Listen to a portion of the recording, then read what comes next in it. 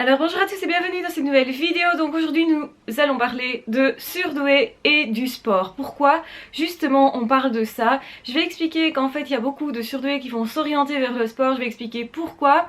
Et aussi effectivement vous avez beaucoup de surdoués qui vont détester ça dans certaines périodes de leur vie. Et on va voir aussi pourquoi. Donc effectivement il y a toujours des domaines dans lesquels les HP ont pu être bloqués. Justement parce qu'ils ne trouvent pas un intérêt. Justement parce que éventuellement ils ont eu une mauvaise expérience avec un mauvais coach. Ça peut être aussi tout simplement parce qu'ils n'ont pas eu envie de s'opposer à quelqu'un dans la famille qui avait déjà ce domaine comme prédilection. Ça peut être un frère par exemple, ça peut être une sœur, ça peut être un cousin, cousine, un parent qui ne veut pas, absolument pas que vous fassiez du sport. Et donc pour ne pas devoir affronter tout ça, le surdoué étant quelqu'un qui manque généralement de confiance en lui ou en elle quand il n'a pas été reconnu, quand il n'a pas été soutenu, c'est plus ça. À ce moment-là, évidemment, la personne ne veut pas affronter les autres personnes dans la famille par peur de perdre l'amour. Il y a toujours en fait au centre de tout le besoin d'être reconnu et d'aimer qui va être vraiment très important chez le haut potentiel, parce que ce sont des êtres hypersensibles et qui vont mettre généralement au centre de leur vie tout ce qui est sentimental, relationnel, parce qu'ils ont compris justement que là est tout l'essence de la vie et du bien-être. Donc on l'a dit déjà pas mal dans les vidéos qu'effectivement tout ce qui est relationnel, si vous avez de bonnes relations de qualité, je parle non pas nécessairement de beaucoup de temps passé, mais des relations de qualité, vous allez vous sentir soutenu et au niveau de votre bien-être, ça va nettement améliorer les choses. Alors pourquoi les surdoués et le sport, c'est quelque chose qui fonctionne assez bien, en tout cas quand il n'y a pas de blocage initial ou quand c'est débloqué en tout cas.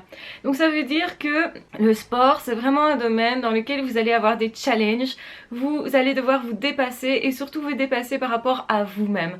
Donc on a déjà dit plein de fois que les HP ne sont pas trop pour la compétition par rapport aux autres, mais par rapport à eux-mêmes, c'est plutôt quelque chose qu'ils apprécient, même s'ils peuvent avoir peur de ne pas y arriver, de ne pas savoir se dépasser.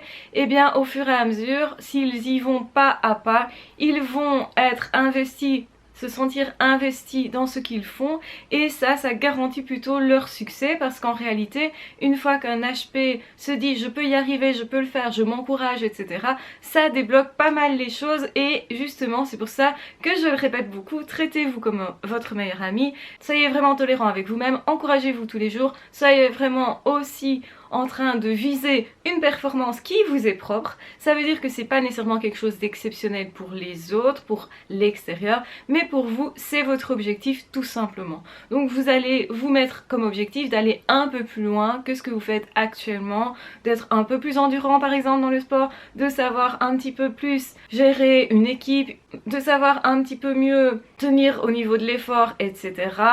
Mieux gérer votre rythme respiratoire. Vous pourriez aussi avoir comme objectif de vous développer musculairement, et associé à ça, généralement, on va mettre un point d'honneur aussi à manger correctement, parce que généralement, on fait les deux de pair, enfin, c'est quelque chose qui va assez bien ensemble. Et justement, les surdoués, les HP, vont être en tout cas assez investis au niveau de la nourriture, donc vont regarder que ce qu'ils ingèrent est de qualité. Alors, c'est pas nécessairement tous les HP comme ça, c'est plutôt les HP qui vont bien. Les personnes qui vont bien vont mettre un point d'honneur justement à éliminer tout ce qui est toxique, tout ce qui est cigarettes, produits illicites, substances de tous ordres, sucre éventuellement. Donc chacun va dire ça je vais faire, ça je ne vais pas faire, va se fixer en tout cas des objectifs par rapport à la nourriture, par rapport au corps. Entretenir son corps c'est important, entretenir ses relations aussi, mais là on verra qu'au niveau relationnel ça peut être plus problématique. Certains justement vont utiliser le sport pour ça, pour rentrer dans des groupes, pour s'insérer justement au niveau d'une équipe, parce que quand ils sentent qu'on travaille ensemble avec d'autres personnes, ils vont être boostés en fait. C'est quelque chose qui va les booster. Sentir qu'ils aident les autres, que c'est un travail d'équipe, peut faire en sorte que le surdoué va se dépasser, parce que c'est quelqu'un qui plus naturellement va être orienté vers un bien-être pour l'autre et vers les besoins des autres, donc vont ressentir beaucoup plus, on a parlé déjà de l'empathie, donc vont ressentir beaucoup plus les besoins des autres, vont avoir du coup plus tendance à y répondre. J'avais expliqué aussi que ça devait pas nécessairement être automatique, que parfois justement le HP doit désapprendre un petit peu à répondre à tous les besoins des autres, parce que sinon il s'oublie, parce que sinon il peut s'épuiser, et parce que sinon aussi il peut aussi se faire exploiter. Donc c'est pas à faire avec n'importe quelle personne, et justement le sport va aussi servir de moyen pour avoir des liens sociaux. Alors évidemment ça peut être là aussi la difficulté à s'insérer dans une équipe. Donc par exemple la personne toute seule est douée sportivement, mais ensuite, pour s'insérer dans une équipe, ça ne matche pas forcément avec les autres parce qu'on l'a déjà expliqué assez. Le surdoué étant différent, si on voit trop sa différence au niveau d'une équipe, il peut avoir tendance du coup à se faire rejeter, particulièrement si lui-même se rejette, si lui-même n'est pas à l'aise avec ça. Et donc vraiment, toute l'importance d'être bien dans sa peau va faire qu'on va respecter son corps, on va respecter son esprit, on va respecter les autres, on va essayer de déployer sa vie au plus possible, de se dépasser, et le fait d'être dans cette démarche de dépassement de soi, de développement personnel aussi, va faire qu'on s'oriente plus vers le sport parce que ça en fait partie et que c'est en fait la même logique. Donc effectivement, beaucoup de HP qui aiment se développer par exemple intellectuellement, c'est-à-dire apprendre de nouvelles choses, vont le faire aussi particulièrement dans le sport, vont aussi se challenger, vont aussi aimer le fait d'être coachés, d'être dirigés quelque part un petit peu parce que quelque part ils ont besoin de guides à certains moments de leur vie en tout cas. Ce sont des personnes qui justement peuvent se perdre un petit peu trop dans les besoins des autres et peuvent se perdre aussi parce qu'il y a un manque de confiance en soi. Donc ce sont des personnes qui auront plus tendance à avoir besoin à certaines périodes en tout cas d'être rassurées. Donc ce sont des personnes, on peut dire, au niveau de la confiance en soi, où c'est plus fragile, en tout cas plus malléable, dans le sens où dès qu'il y a un truc qui vient perturber à l'extérieur le surdoué, il va se dire mince, où j'en suis exactement, est-ce que ce que je fais c'est bien? Donc d'où l'importance d'avoir quelqu'un qui est bienveillant à côté, qui va dire génial, ne doute pas, vas-y, etc. Qui l'encourage en fait. Et le besoin du surdoué, c'est particulièrement ça. S'il n'arrive pas à s'encourager lui-même, il va chercher à l'extérieur quelqu'un qui l'encourage. C'est aussi ce qui va le blesser. Les gens qui ont potentiellement plus facilement été le critiquer, ça veut pas dire que ces gens-là n'aimaient pas, ça veut dire que ces personnes-là comprenaient pas nécessairement que le besoin du surdoué c'est autre chose, qu'il a peut-être un peu plus besoin d'être protégé, mais en même temps une fois qu'il est sécurisé, c'est quelqu'un qui va prendre des risques en réalité. Donc ça peut paraître complètement paradoxal, on peut dire oui il manque de confiance en lui, en elle, quand il est dans un domaine où il se sent bien, qu'il a confiance en ses capacités, qu'il s'est déjà prouvé qu'il valait quelque chose, ou qu'il se sent épaulé par les autres, là il va se surpasser, et là il va prendre des risques, et là il va prendre plaisir justement à se dépasser, à progresser, etc. Et du coup, on peut avoir les deux cas de figure où vous pourriez avoir quelqu'un qui déteste justement le sport, etc. parce qu'il n'arrive pas à s'insérer au niveau de l'équipe, parce qu'il n'est pas à l'aise avec lui-même, parce que peut-être éventuellement il ne se respecte pas, donc du coup va pas respecter son corps non plus, va pas être dans le challenge du développement personnel, parce que pour être là-dedans, il faut déjà être assez épanoui si vous voulez. Il faut déjà avoir compris que, ben oui, on fonctionne pas pareil, que oui, j'ai envie de l'accepter et que oui, du coup, j'ai aussi comme challenge de me dépasser, et ça peut être au niveau des études, comme ça peut être dans une tâche que je réalise, un objectif que je me suis mis dans la vie, ça peut être un objectif familial, ça peut être un objectif au niveau déco par exemple, préparer sa maison ou construire quelque chose au niveau économique. Donc en fait le surdoué c'est quelqu'un qui va se mettre des challenges quand il commence à être bien dans sa peau, ça va lui ouvrir des portes, énormément de portes en réalité, et c'est pour ça qu'on parle d'un potentiel, c'est vraiment un potentiel qui est endormi jusqu'à ce que cette personne-là comprenne qu'elle a le droit de réussir et dans tous les domaines et dans tout ce qui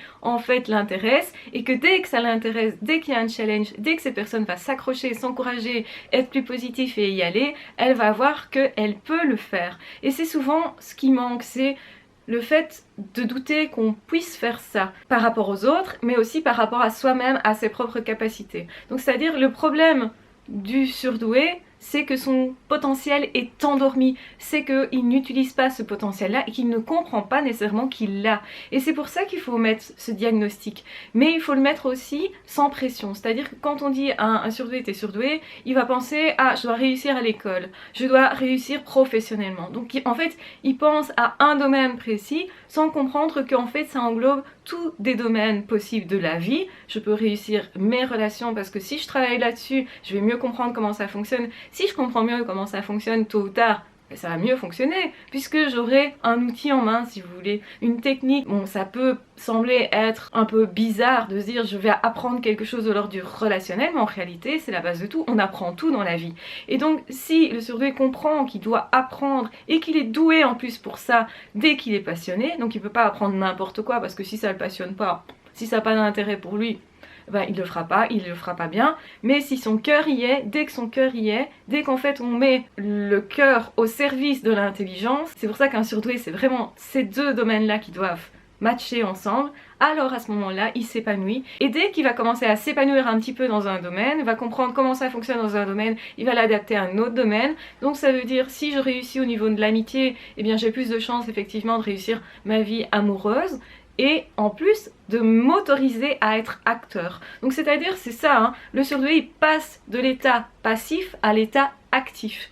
Donc c'est-à-dire que il va prendre sa vie en main. Et à partir du moment où on prend sa vie en main en se disant j'ai les compétences, en tout cas je vais me tester, et bien là ça change sa vie et c'est fondamental et il va y travailler et y travailler bien. Ça ne veut pas dire que nécessairement il sait comment directement, ça veut dire qu'il va chercher. À partir du moment où il cherche, en fait il trouve. Tôt ou tard. Et généralement c'est assez tôt et beaucoup plus vite que ce qu'il avait prévu. Et quand il comprend que ce qu'il veut va arriver et va arriver vite et que derrière ça il voudra autre chose, donc c'est quelqu'un qui est jamais en panne, c'est pas quelqu'un qui doit avoir peur de réaliser ses rêves justement parce que une fois qu'il a réalisé un rêve, il va en réaliser un autre, il va se rendre compte qu'en fait ce rêve là s'emboîte dans un autre, qu'il y a un plus gros projet derrière ou qu'il veut le faire mais avec plus de personnes ou qu'il veut insérer d'autres personnes dans ce projet là. Donc effectivement, que ce soit professionnellement, que ce soit amicalement, que ce soit amoureusement, c'est quelqu'un qui construit et qui va bien construire et qui va construire profondément. Donc le risque, c'est de ne pas se bouger, de se laisser porter par les choses et par les autres. Ça, c'est un surdoué qui ne sait pas qu'il l'est et qui se sent incompétent, qui a justement ce manque de confiance en lui, qui va se dire je suis pas compétent, je sais pas y faire moi. Et en plus c'est entretenu par l'extérieur parce qu'effectivement quand il essaye de se forcer à faire un truc qu'il veut pas faire, que son cœur n'y est pas, ça fonctionne pas et donc il va en fait renforcer cette croyance qu'il sait pas y faire. Et donc c'est quelqu'un qui peut potentiellement terminer comme mendiant dans la rue parce que professionnellement ça n'a pas été, il n'a pas trouvé en fait son potentiel. C'est pas qu'il ne l'avait pas, en fait il l'avait, mais cette personne-là ne s'est pas autorisée vraiment à s'écouter. Où est mon cœur ? Et je vais le mettre en relation avec mon intelligence parce que ça se fait automatiquement. Dès qu'on décoince le truc qui fait que j'ai décidé aujourd'hui, là maintenant, de faire enfin ce qui me passionne, je m'autorise à être moi, à m'écouter profondément et à faire ce que j'ai vraiment envie de faire, et bien là vous allez décoincer les choses. Et vraiment, vous aurez une grosse différence au niveau de votre vie si vous arrivez à vous décoincer au niveau de votre potentiel. Sinon, effectivement, il y a beaucoup de surdoués qui, quand ils sont coincés et qui se laissent porter par les autres, vont arriver à des résultats qui ne sont pas les leurs et qui ne sont pas satisfaisants et qui vont du coup pouvoir dire, ben oui, quand on est surdoué, quand on est trop intelligent entre guillemets, on va rater sa vie. Il y a une idée comme ça qui est entretenue socialement que forcément un surdoué loupe sa vie, ou que c'est d'office un petit savant et qu'il excelle que dans l'intellect, que professionnellement. Alors qu'en fait, non, c'est pas ça. Un surdoué, c'est quelqu'un qui peut exceller dans tous les domaines de sa vie et surtout dans ce qui a le plus de sens pour lui à ce moment-là. Et donc, du coup, le sport peut avoir du sens pour vous ou ne pas en avoir et ça peut aussi prendre du sens à un certain moment de votre vie. Ça peut être suite à un souci de santé, ça peut être suite aussi à une discussion ou à une émission que vous avez vue ou parce que vous avez rencontré un autre surdoué qui est passionné par ça. Et donc en fait, tout ce qui est passionnel, même si les autres ne sont pas passionnés par les mêmes domaines, et je dirais surtout si les autres ne sont pas passionnés par le même domaine, ça peut justement faire écho chez vous et vous orienter vers quelque chose que vous ne connaissiez pas. Et le surdoué, il a besoin de ça, d'avoir plusieurs vies dans une vie, c'est-à-dire s'occuper de plusieurs domaines, s'intéresser à plusieurs personnes. Donc oui, autorisez-vous à ouvrir les portes et à vous dire j'ai le droit d'avoir des amis et des amis très différents, j'ai le droit d'avoir des activités et des activités très différentes, j'ai le droit aussi de changer de job peut-être régulièrement parce que pour moi, quand ça m'excite plus, ça m'excite plus. Et bien quand vous vous suivez vraiment, là vous allez en fait voir qu'il y a tout un chemin et que si vous changez de job, c'est certainement pour apprendre un truc là, un autre truc là, un autre truc là, et qu'au fond vous avez un objectif, peut-être que vous n'avez pas conscience de ça, mais en fait votre cerveau, je veux dire, travaille un peu tout seul, il va assembler les pièces du puzzle tant que vous êtes en confiance avec vous-même et que vous vous dites oui j'ai une boussole intérieure, je sais peut-être pas exactement où elle va me mener, mais je sais que ça va être intéressant comme aventure et que forcément je vais avoir aussi des beaux résultats sur le chemin, parce que ça va de pair en fait. Donc voilà, écoutez-vous, écoutez votre cœur, mettez en action votre cœur par rapport à votre intelligence, autorisez-vous, c'est vraiment clé, autorisez-vous, et si le sport ne vous intéresse pas, peu importe, mais regardez un petit peu pourquoi ça intéresse beaucoup de surdoués. C'est le côté je me développe, je me dépasse, je match aussi avec d'autres personnes et je rencontre des personnes qui sont éventuellement aussi comme moi dans ce domaine-là. Voilà, j'espère que cette vidéo vous aura intéressé et qu'elle vous a autorisé surtout à ouvrir des portes. Vous allez voir que effectivement il y a une grosse différence entre les surdoués qui ratent leur vie et ceux qui réussissent. La différence c'est je m'autorise à suivre mon cœur, j'y vais, j'ai décidé que... Donc je prends conscience de ça. Je sais que je ne sais pas tout, mais je sais que je vais trouver, en fait. Et quand vous avez confiance à ce niveau-là, eh bien, tout est autorisé et vous ne pouvez faire en fait que réussir parce que vous allez aller vers vous-même, vers votre cœur, même si vous allez peut-être switcher en cours de route et c'est très probable d'un domaine à l'autre. Vous allez peut-être vous intéresser au sport à un moment donné, puis à l'amour à d'autres moments, puis vous allez écrire un bouquin et en fait vous allez être multiple. Donc vous avez une personnalité qui peut justement englober pas mal d'activités, de choses, etc. Et peu importe si les autres vous disent que vous en faites trop ou que vous vous intéressez à trop de trucs différents, écoutez-vous, c'est le principal. Votre vie n'est pas la leur et ils n'ont pas le droit de décider pour vous. Ne vous laissez plus guider par les autres si ça ne vous parle pas. Suivez les personnes qui vous servent de guide quand ces personnes sont vraiment passionnées, sont vraiment aussi dans la joie de vivre, qu'il vous apporte quelque chose fondamentalement et que ça fait écho en vous, donc ça veut dire que quelque part vous avez ça aussi au fond de vous, que vous allez chercher chez cette personne là quelque chose que vous avez déjà chez vous et qui vous stimule, qui vous motive, qui vous encourage en fait à vous développer. Je vous embrasse bien fort, je vous aime très fort, prenez soin de vous, n'hésitez pas à vous abonner à la chaîne si ce n'est pas déjà fait, n'hésitez pas à liker, à partager, à regarder les autres vidéos sur le sujet, à regarder en barre d'infos aussi pour les compléments d'infos. Et on se retrouve très vite dans d'autres vidéos ou dans d'autres podcasts. Ah, ciao, bye bye!